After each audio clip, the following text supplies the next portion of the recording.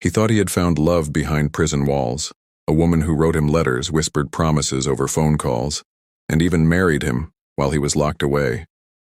But when he finally walked free, what he discovered turned his fairy tale into a nightmare. The person he called his wife was not who he thought she was, and the truth drove him to an act of unthinkable brutality. Stay with me, because this case will leave you questioning how well we ever know the people we let into our lives. Welcome to Dark Motives, the channel where we take you deep inside the most disturbing true crime stories. If you are new here, make sure you hit that subscribe button right now and turn on the notification bell so you never miss when we uncover the darkest corners of human behavior. And before we dive further into this chilling story, I want you to scroll down to the comments and tell me where in the world you are watching from. Your support helps this community grow, and your comments make each episode more powerful. Now let's go back to the beginning, to the man who believed he had finally found love while serving his time behind bars. Our story begins in Texas, where a man named Marcus Johnson grew up in the rougher parts of Houston. His early life was marked by hardship. His father left when he was young, and his mother struggled to provide for the family. By the time Marcus was a teenager, the streets had already pulled him in. He bounced between small jobs and petty crimes, but eventually, his choices caught up with him.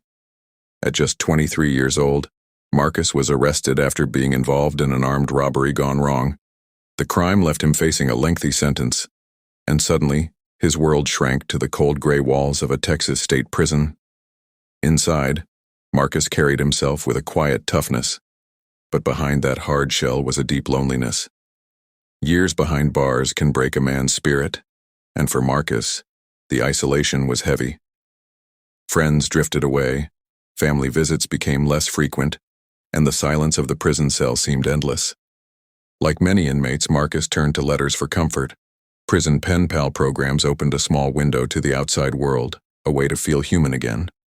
For Marcus, these letters became more than just words on paper. They became his lifeline, and soon they would connect him to someone who would change everything. Someone who claimed to love him in ways he never thought possible. It started with a single letter. One evening, during mail call at the Texas State Prison, Marcus received an envelope with neat handwriting and a faint perfume scent that stood out from the usual stack of official papers. Inside was a message from a woman who introduced herself as Vanessa. She said she had come across his name through a prison outreach program and felt compelled to write. Her words were warm, comforting, and filled with a kind of attention Marcus had not felt in years. That first letter quickly turned into 2, then 3, and before long Marcus was waiting by the bars every day, desperate for his name to be called. Vanessa's letters painted a vivid picture of a woman who was strong, independent, and longing for a man she could care for. She told him about her small apartment, her favorite books, even the way she spent lonely nights imagining a future with someone who would truly appreciate her. For Marcus, every sentence was like oxygen. Their communication grew deeper. Phone calls replaced letters, and Vanessa's voice became a constant echo in his cell. She laughed at his jokes, comforted him when he spoke of regrets, and reminded him that life after prison could still hold love and happiness. Other inmates noticed the change in Marcus. The hardened man who once kept to himself was now smiling, daydreaming, and counting the hours until his next call. But there was something else that made Vanessa different. She wasn't just another pen pal passing time. She spoke with passion about standing by him no matter what, about building a real life together. To Marcus, this wasn't a fling or a distraction. This was destiny. In his mind, she was proof that redemption was possible, even for a man society had already written off. As the months turned into years, Vanessa's devotion only grew. She sent money for commissary, gifts approved by the prison, and photos that Marcus kept hidden in the few personal items he was allowed. By now, their bond had crossed the fragile line between hope and obsession. Marcus believed he had found the woman who would wait for him on the other side of freedom, and he was ready to make their love official, even if it meant marrying her while he was still locked away. The decision was bold, and to Marcus, It was the ultimate proof of love. Despite being locked behind bars, he asked Vanessa to marry him. She said yes, without hesitation. For Marcus, it felt like a lifeline, a way to rewrite his story while still serving time. The prison approved the request, and within weeks preparations began for a small ceremony inside those same walls that had once symbolized nothing but despair. On the day of the wedding, Marcus stood in a plain beige suit borrowed from the prison chapel. His hands trembled, not from fear but from anticipation. Guards kept a close eye, the chaplain straightened his notes, and a handful of inmates leaned against the back wall, watching with quiet envy. Then the door opened and Vanessa stepped inside.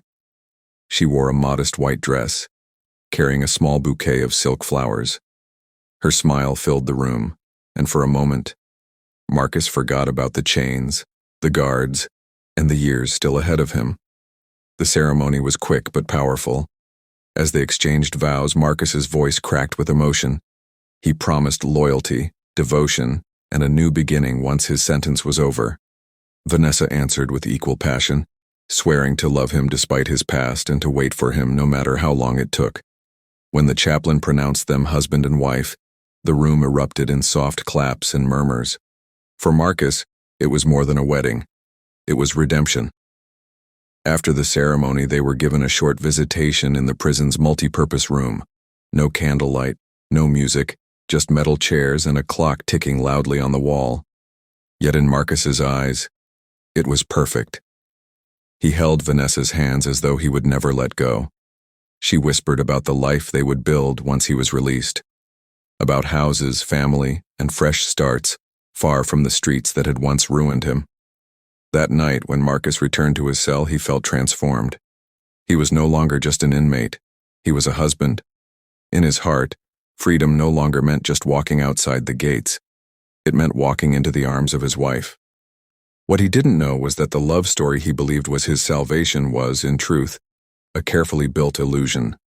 One that would unravel the moment those gates finally opened. After more than a decade behind bars, Marcus's release date finally arrived. The Texas sun was blazing that morning as the prison gates slid open and he stepped out, carrying a small box with his belongings. For the first time in years, there was no razor wire above him, no guard barking orders, just freedom. But more than that, waiting for him on the other side was the woman he had called his wife for years. Vanessa stood by a dusty blue sedan in the parking lot, waving as he walked toward her. She looked just like the photos she had sent, dressed neatly with her hair tied back and a smile stretched wide across her face. Marcus felt his chest tighten with emotion. This was the moment he had played over in his mind night after night in his cell. His wife, his partner, his future. They embraced, and for the first time, Marcus held her without chains or glass between them. But almost immediately, something felt different. Her frame was broader than he remembered from the photos, her grip firmer. Still, he brushed it aside, blaming nerves and excitement. She whispered how proud she was of him, how their life together was just beginning. Over the next few days, Marcus and Vanessa began living together in a small apartment she had rented in Houston. At first, it was everything Marcus had dreamed. Home-cooked meals, quiet nights, long talks about their plans. But soon cracks began to show. Marcus noticed details that didn't add up. The way she avoided certain questions about her past, the way her voice deepened when she was tired, and the way she seemed constantly on edge whenever neighbors or friends stopped by. Then came the moment that shattered it all. One night, Marcus stumbled upon documents hidden in a drawer, medical records that revealed Vanessa had been born male. In that instant, the foundation of his new life crumbled. Shock turned to disbelief, disbelief to rage. Marcus felt betrayed in a way he could not put into words. The woman he thought he had married, the woman who had promised him loyalty and love, was not who she claimed to be. And the fury building inside him was about to take a deadly turn.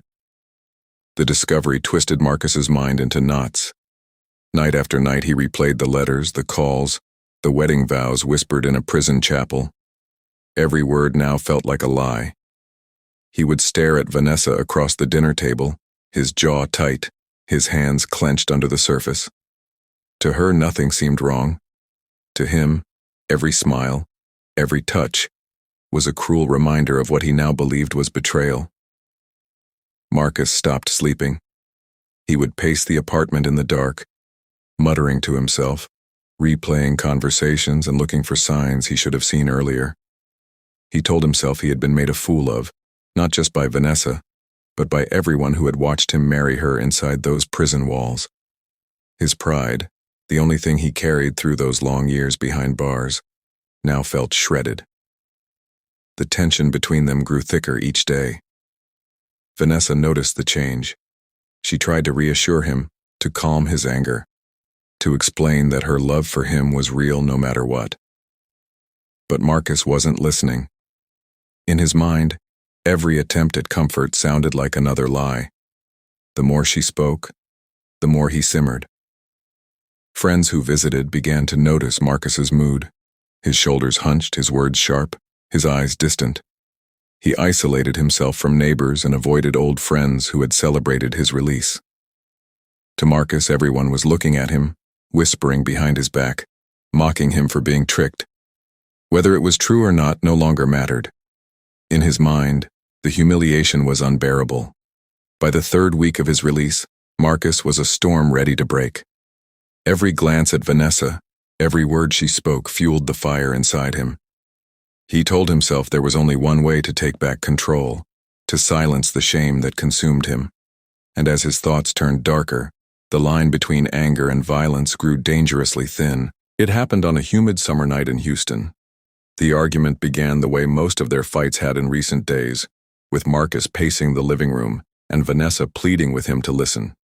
Her voice cracked as she begged him to understand that her love was real, that the years she spent writing, visiting, and supporting him had never been a game. But Marcus was no longer hearing her words. All he heard was betrayal echoing in his head. The shouting grew louder, the walls of the small apartment shaking with their voices. Marcus's anger spiraled out of control. In his mind, Vanessa had not just lied to him, she had humiliated him, turned his years of longing into a cruel joke. His vision blurred, his chest tightened, and in that boiling rage, something inside him snapped. In a sudden burst, Marcus lunged forward. The confrontation turned violent. Neighbors later reported hearing a loud crash, then silence, followed by frantic thuds against the floor. Inside, Marcus's fury unleashed years of pent-up rage. He struck with a ferocity that stunned even himself, driven not by logic, but by the consuming fire of betrayal and shame. When it was over, the room was still. Vanessa lay motionless, her pleas silenced forever. Marcus stood over her, breathing hard, his hands trembling. In that moment, the man who had once dreamed of redemption, who had once believed in second chances, was gone. All that remained was a husband who had turned into a killer. As the reality of what he had done sank in, Marcus's anger gave way to panic. He looked around the apartment, at the overturned furniture, at the lifeless body on the floor. There was no taking it back, no undoing what had just happened. And deep down, Marcus knew that freedom, the life he had waited so long to taste, had just been ripped away again, this time by his own hands. For a few minutes after the killing, Marcus just stood frozen in the middle of the room, staring at the lifeless body of the woman he once believed was his salvation. His breaths came in short, sharp bursts, and his mind raced with desperate thoughts. Should he run? Should he hide the body? Should he pretend nothing happened?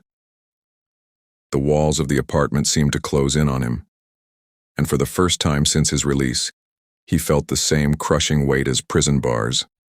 In a frantic attempt to cover his tracks, Marcus dragged Vanessa's body into the bedroom and pulled the curtains shut. He cleaned what he could, shoving broken items into trash bags and scrubbing at stains on the floor. But his panic left mistakes everywhere. He left fingerprints, smudges, and neighbors had already heard the violent struggle. It was only a matter of time before someone called the police. The knock on the door came just hours later. Officers responded to reports of screaming and loud crashes from Marcus's apartment. When no one answered, They forced entry. What they found inside confirmed their worst fears. The small living room was in disarray, furniture overturned, belongings scattered. In the bedroom, they discovered Vanessa's lifeless body. Marcus was gone. The manhunt began immediately. Detectives pieced the story together quickly. Prison records, marriage certificates, and letters confirmed the unusual relationship between Marcus and Vanessa. Neighbors described weeks of tension, shouting matches, and Marcus's increasingly unstable behavior since his release. It didn't take long for investigators to conclude this was not a random crime. This was a killing born from betrayal and rage. Marcus was on the run, but he wasn't hard to track. His face was plastered across Houston news stations. His description circulated through police channels statewide. The same community that once hoped his release would mark a fresh start now watched in horror as his name became tied to yet another act of violence. For Marcus, freedom had lasted just 3 weeks, and the law was closing in fast.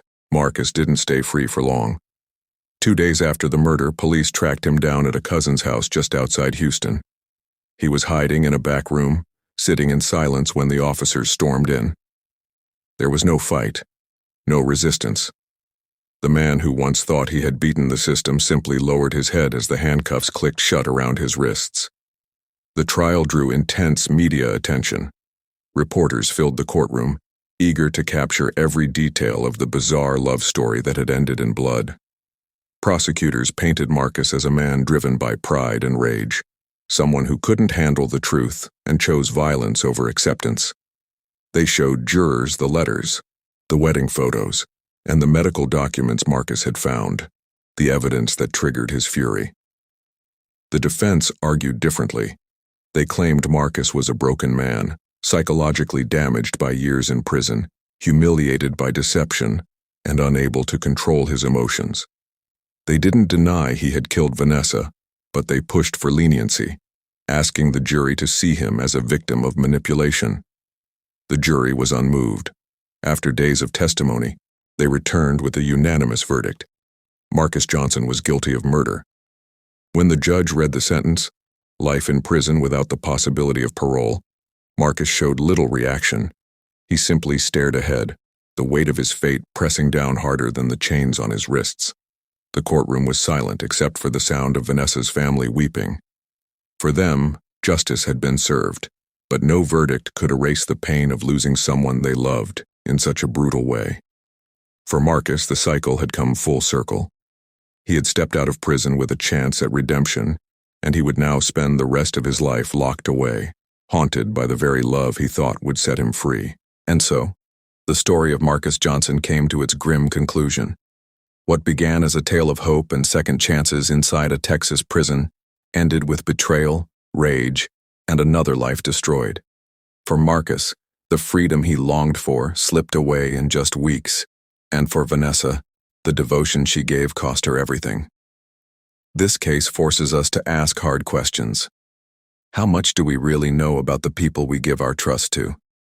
And how far can betrayal push a broken man before he crosses the line from anger into violence? These are questions that leave no easy answers, only tragedy. I want to hear your thoughts on this case. Do you believe Marcus was simply a violent man who would have lashed out no matter what? Or was he pushed past his limits by a lie he couldn't accept? Drop your thoughts in the comments below and let me know where in the world you are watching from. If you found this story gripping, make sure you hit the subscribe button and turn on notifications so you never miss when we uncover the darkest motives behind human behavior. Your support means everything to this community, and it helps us keep bringing you stories that reveal the shocking truths most people never hear. Thank you for staying with me through this entire case. Until next time, take care of yourself, be careful who you trust, and remember, sometimes the people we let closest to us can hide the darkest secrets.